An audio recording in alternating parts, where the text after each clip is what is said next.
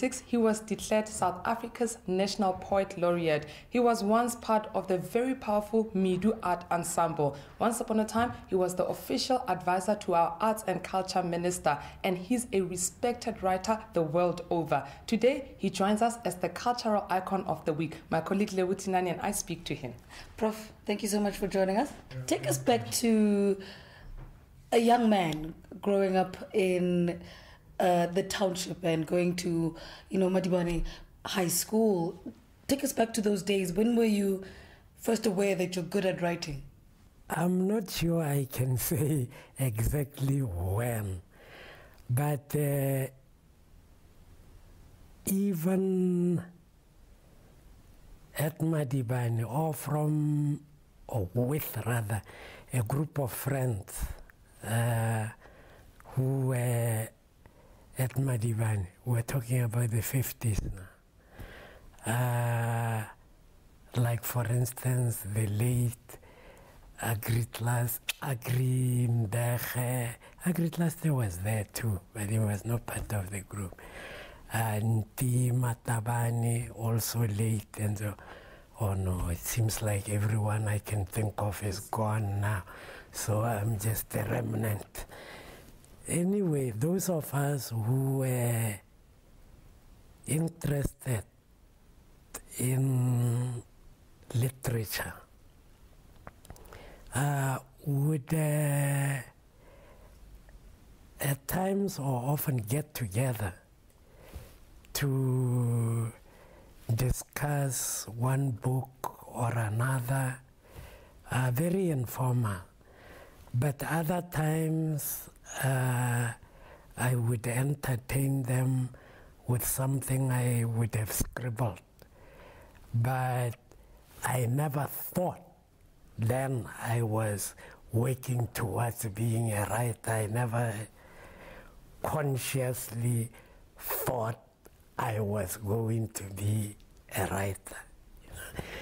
It was only after high school, after I tried a few jobs, 3 to be exact, and then in quick succession, and then decided I was no material for working for anyone in South Africa, which meant working for some white racist or another.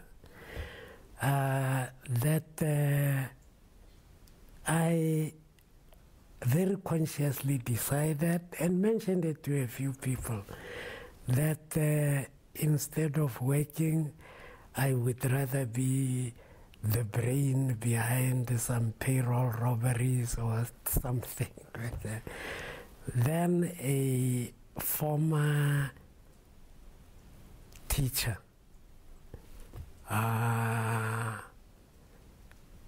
from Madibane heard about this and suspected that if I said it, I probably meant it very seriously. We called him Mr. Sims. He's late too, but he was Melanie. So Mr. Sims comes and sees me and says, have you ever considered writing seriously? So I said, no. Why? He said, from the assignments you do for me, I think maybe you should consider it, because I think if you focused on it, you could do it. Speak to us about your interest in being an activist, sparking change, and influencing your own people. Who inspired you to take that route of being an activist? That also has a strange beginning, maybe rooted in the street. I hated bullies, any kind of bully. I suppose I still do. But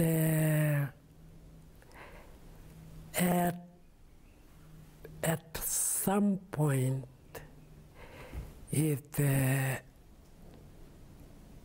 dawned on me, I cannot say exactly how, that my little effort at fighting against the collective white bully could not produce any results. I mean, what I used to do was stupid little things like get up in the morning,